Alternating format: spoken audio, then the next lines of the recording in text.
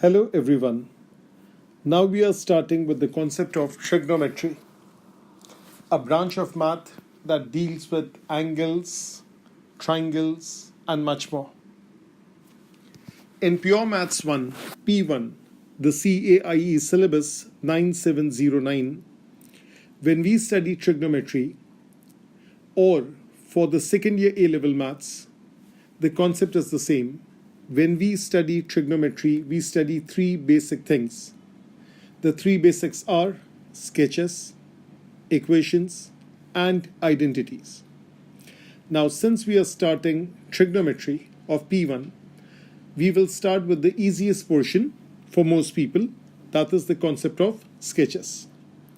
In the first video, we would be focusing on the graph of y is equals to sine x. What are the four transformations that can be applied to any graph, a trig graph, and what happens when we change the range of values of x. Another technical name for range of values of x is domain. This terminology will be used later in the chapter of functions.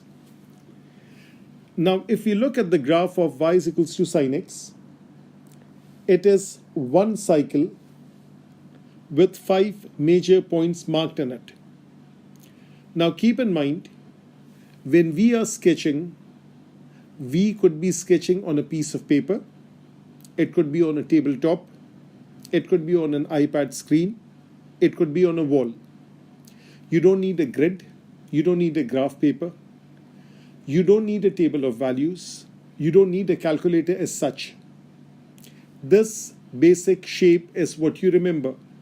It's one wave, it's one cycle, a cycle that takes 360 degrees to complete its path. The 5 major points that are marked are when x is 0, sine of 0 is 0. When x is 90, sine of 90 is 1. When x is 180, sine of 180 is 0. When the value of the angle x is 270, sine of 270 is minus 1. And last but not the least, when x is 360, the value of sine of 360 is 0.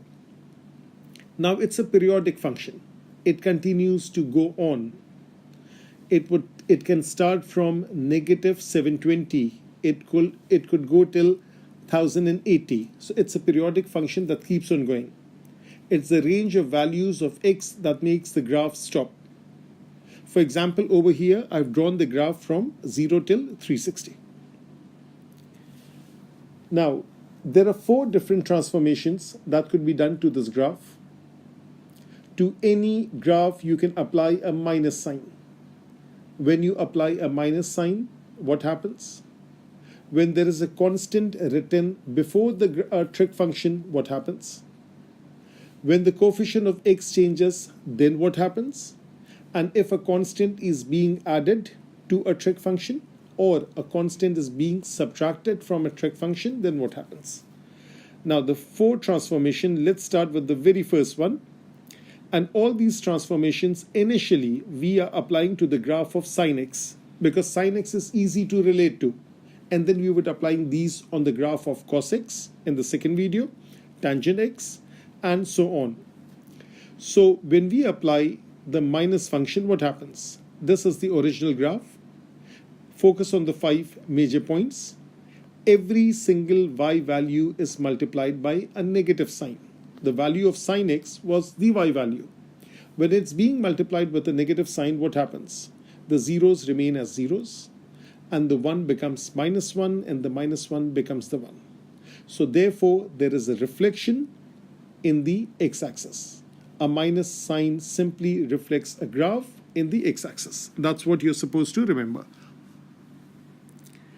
The second transformation is of the form y is equals to k sine x, where k is a positive constant for right now.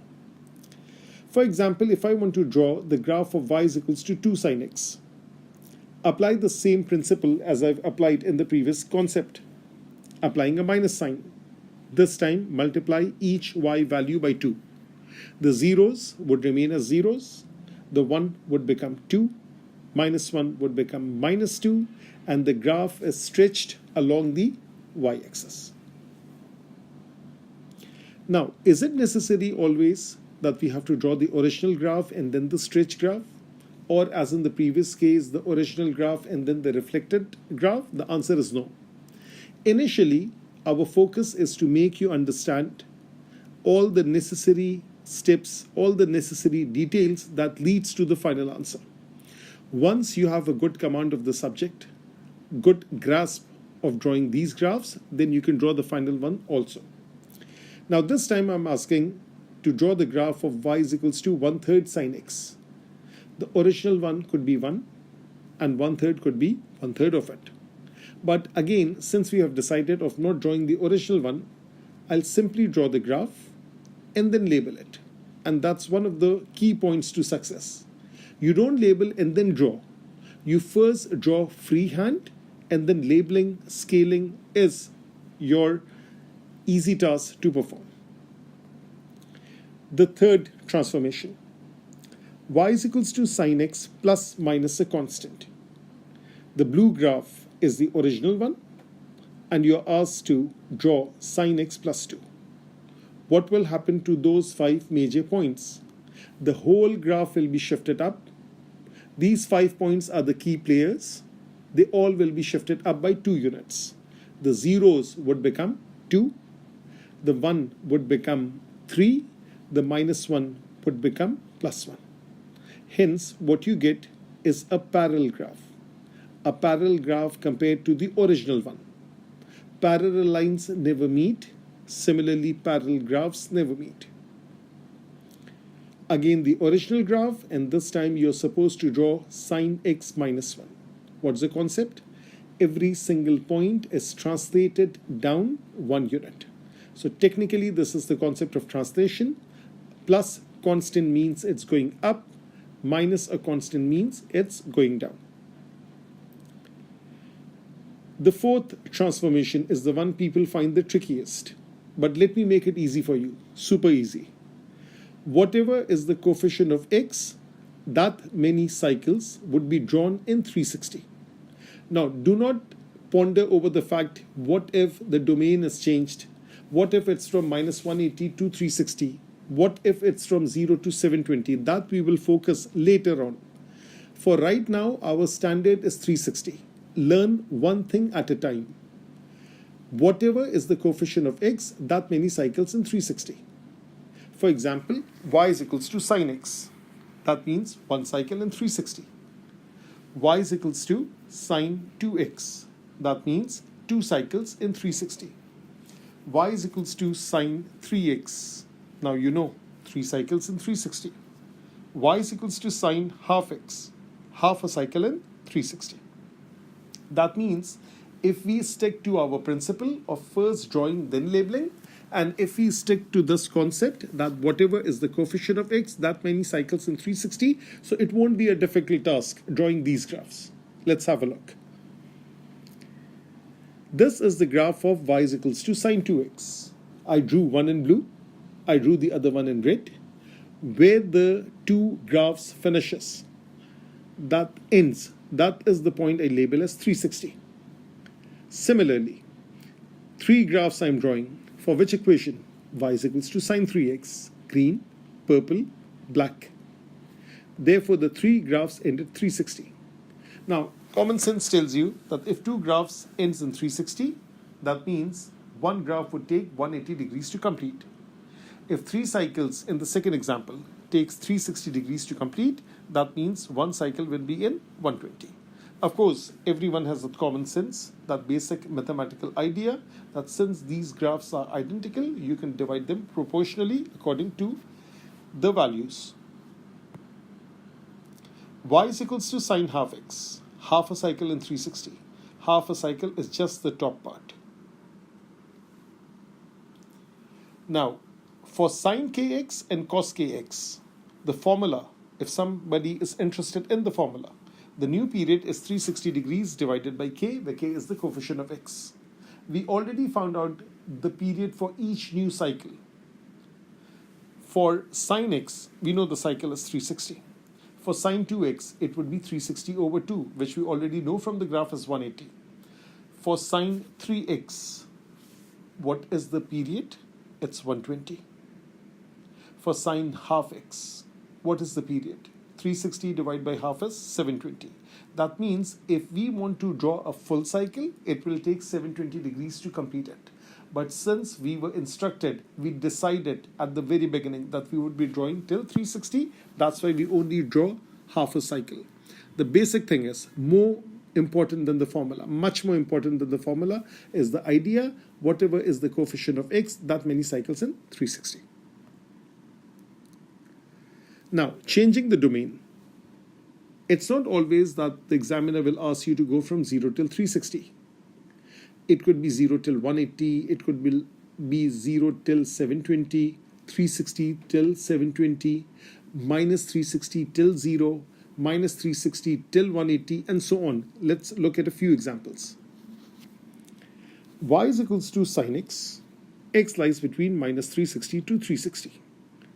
This one that I have drawn, that is 0 till 360. 0 till 360, sorry. So what will happen now if I want to draw from 0 till minus 360? The wave is going to go. The wave is going to go forward. The wave is going to go backward. So draw one more cycle backwards, minus 360 to 360. So there will be two cycles, one in purple, one in red. Same graph. Now the domain is minus 90 to 270. Now sometimes it's kind of difficult for you to think in pieces. So draw a little extra and use your eraser to erase the extra parts. This one I have drawn directly. Maybe I'm too good at it. That's why I'm drawing it directly. This is minus 180 till 360. This part I am erasing it. That was the extra part. That is not what the examiner asked for. The examiner asked from minus 90 till 270. This one is 270. Erase the extra part. So that's how the final look of the graph is, minus 90 till 270. Now I'm asking a question at this point. Minus 90 till 270, that is another 360. That means this one waveform, if I take a snapshot of this picture, if I take a snapshot of this sine x graph, that is one cycle again. That means the same picture will be repeated from 270 all the way till 270 plus 360.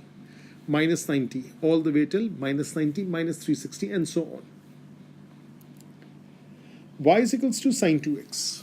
Your mind will tell you that two cycles mean two cycle takes 360 degrees to complete its path.